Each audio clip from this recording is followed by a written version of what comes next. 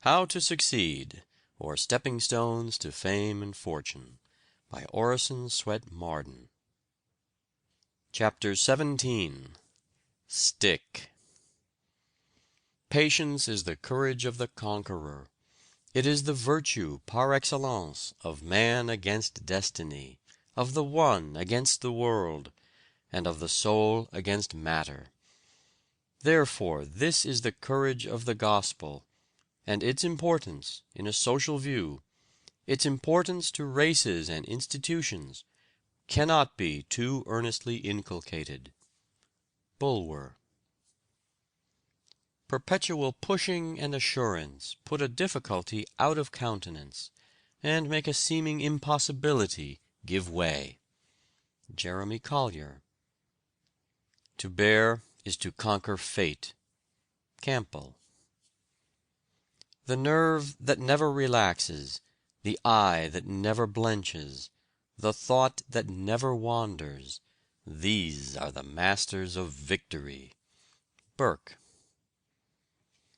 Let us then be up and doing, with a heart for any fate, still achieving, still pursuing, learn to labor and to wait.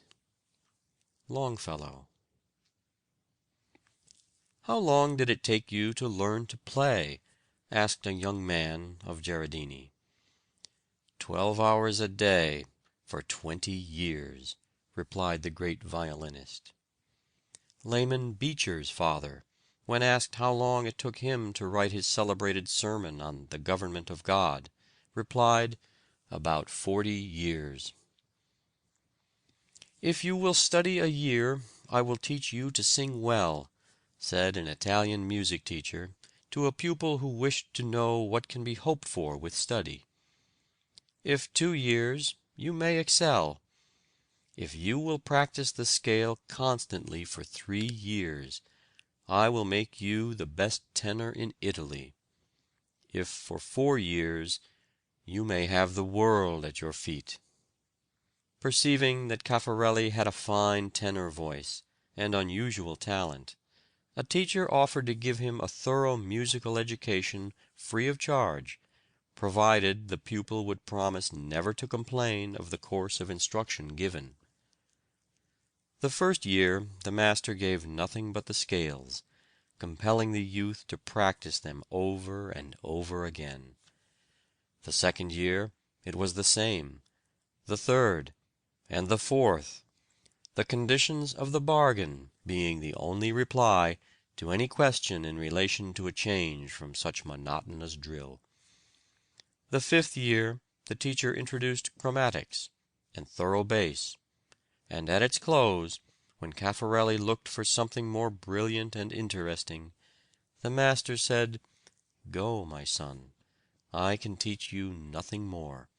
You are the first singer of Italy and of the world." The mastery of scales and diatonics gave him power to sing anything. "Keep at the helm," said President Porter. "Steer your own ship, and remember that the great art of commanding is to take a fair share of the work. Strike out, assume your own position. Put potatoes in a cart over a rough road, and the small ones go to the bottom."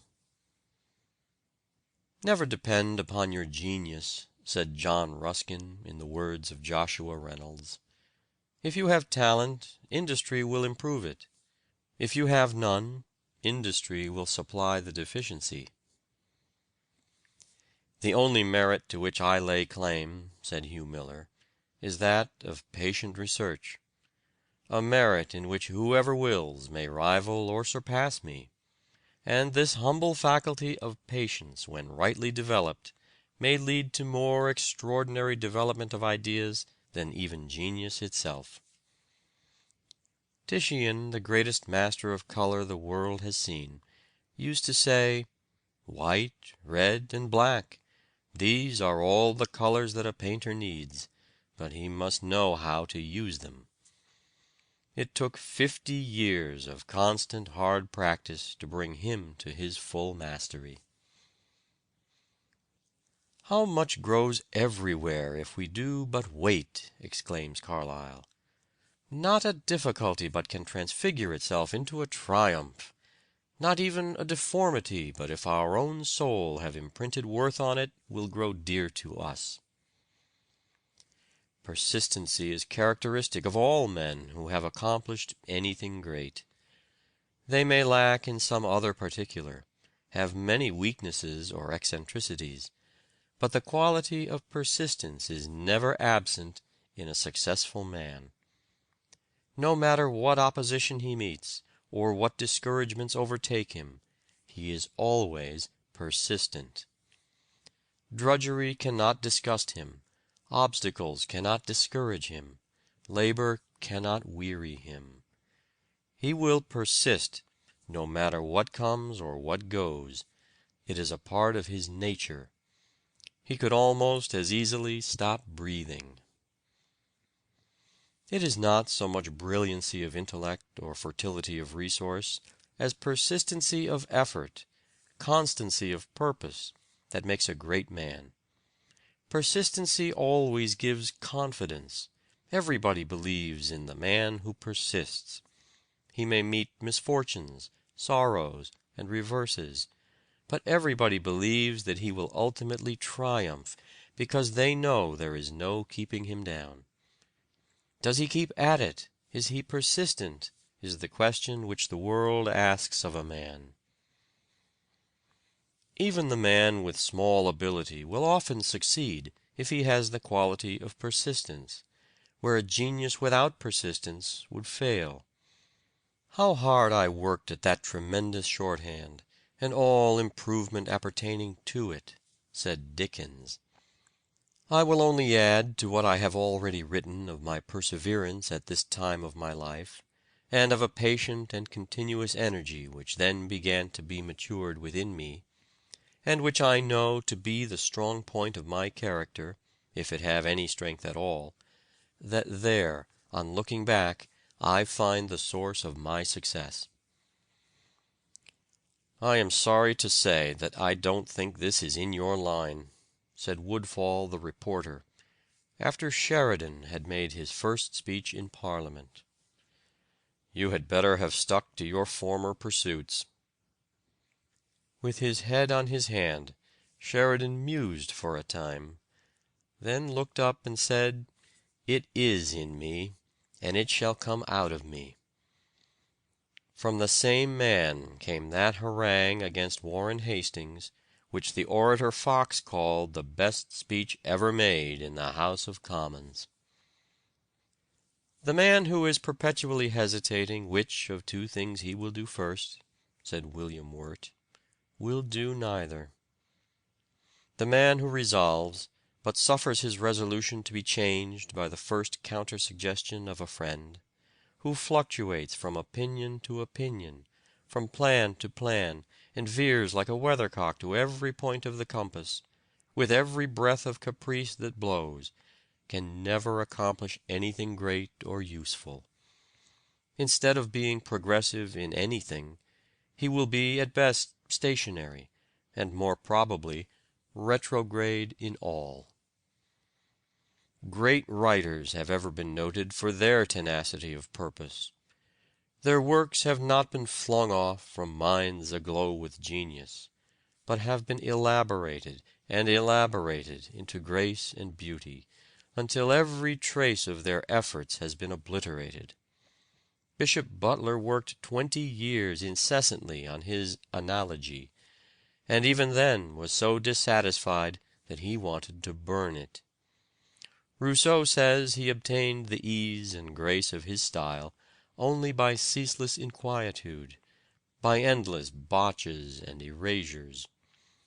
Virgil worked 11 years on the Aeneid. The notebooks of great men like Hawthorne and Emerson are telltales of enormous drudgery, of the years put into a book which may be read in an hour.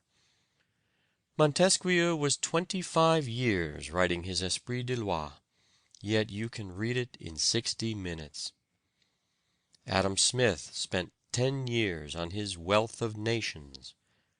A rival playwright once laughed at Euripides for spending 3 days on 3 lines, when he had written 500 lines. But your 500 lines in 3 days will be dead and forgotten, while my 3 lines will live forever, replied Euripides. Sir Fowell Buxton thought he could do as well as others if he devoted twice as much time and labor as they did. Ordinary means and extraordinary application have done most of the great things in the world. Defoe offered the manuscript of Robinson Crusoe to many booksellers, and all but one refused it. Addison's first play, Rosamond, was hissed off the stage, but the editor of the Spectator and Tatler was made of stern stuff, and was determined that the world should listen to him, and it did. David Livingstone said, "Those who have never carried a book through the press can form no idea of the amount of toil it involves. The process has increased my respect for authors 1,000-fold. I think I would rather cross the African continent again than undertake to write another book." "For the statistics of the Negro population of South America alone," says Robert Dale Owen, "I examined more than 150 volumes." Another author tells us that he wrote paragraphs and whole pages of his book as many as 50 times. It is said of one of Longfellow's poems that it was written in 4 weeks, but that he spent 6 months in correcting and cutting it down. Bulwer declared that he had written some of his briefer productions as many as 8 or 9 times before their publication. One of Tennyson's pieces was rewritten 50 times. John Owen was 20 years on his commentary on the Epistle to the Hebrews, Gibbon on his Decline and Fall 20 years, and Adam Clarke on his commentary 26 years. Carlyle spent 15 years on his Frederick the Great.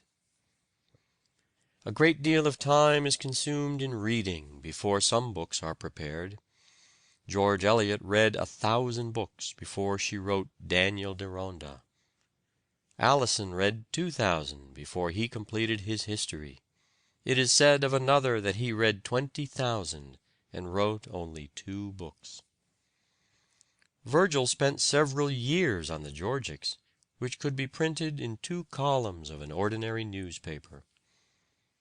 "Generally speaking," said Sidney Smith, "the life of all truly great men has been a life of intense and incessant labor. They have commonly passed the first half of life in the gross darkness of indigent humility, overlooked, mistaken, condemned by weaker men, thinking while others slept, reading while others rioted, feeling something within them that told them that they should not always be kept down among the dregs of the world. And then, when their time has come, and some little accident has given them their first occasion, they have burst out into the light and glory of public life, rich with the spoils of time, and mighty in all the labors and struggles of the mind." Malibran said, "If I neglect my practice a day, I see the difference in my execution. If for 2 days, my friends see it. And if for a week, all the world knows my failure." Constant, persistent struggle she found to be the price of her marvelous power. "If I am building a mountain," said Confucius, "and stop before the last basketful of earth is placed on the summit, I have failed." "Young gentlemen," said Francis Wayland, "remember that nothing can stand day's work." America will never produce any great art until our resources are developed and we get more time. As a people we have not yet learned the art of patience. We do not know how to wait. Think of an American artist spending 7, 8, 10, and even 12 years on a single painting, as did Titian, Michelangelo, and many of the other old masters. Think of an American sculptor spending years and years upon a single masterpiece, as did the Greeks and Romans. We have not yet learned the secret of working and waiting.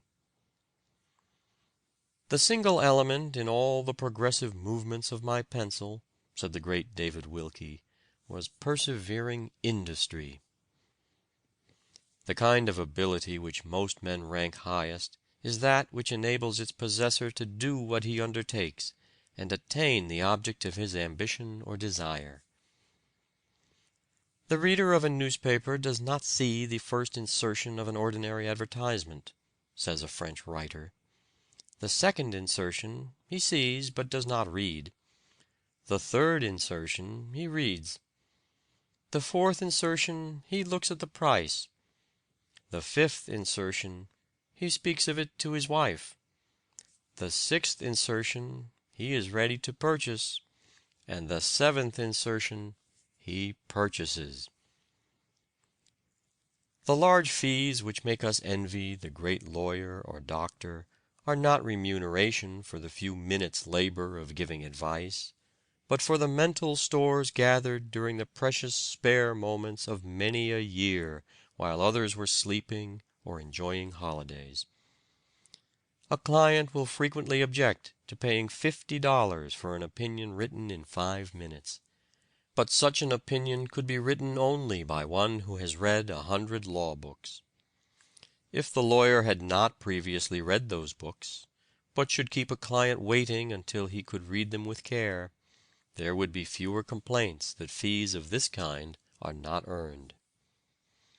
We are told that perseverance built the pyramids on Egypt's plains, erected the gorgeous temple at Jerusalem, enclosed in adamant the Chinese Empire, scaled the stormy cloud-capped Alps, opened a highway through the watery wilderness of the Atlantic, leveled the forests of the New World, and reared in its stead a community of states and nations. Perseverance has wrought from the marble block the exquisite creations of genius, painted on canvas the gorgeous mimicry of nature, and engraved on a metallic surface the viewless substance of the shadow. Perseverance has put in motion millions of spindles, winged as many flying shuttles, harnessed thousands of iron steeds to as many freighted cars, and sent them flying from town to town and nation to nation, tunneled mountains of granite, and annihilated space with the lightning's speed. Perseverance has whitened the waters of the world with the sails of 100 nations, navigated every sea, and explored every land. Perseverance has reduced nature in her 1,000 forms to as many sciences, taught her laws, prophesied her future movements, measured her untrodden spaces, counted her myriad hosts of worlds, and computed their distances, dimensions, and velocities.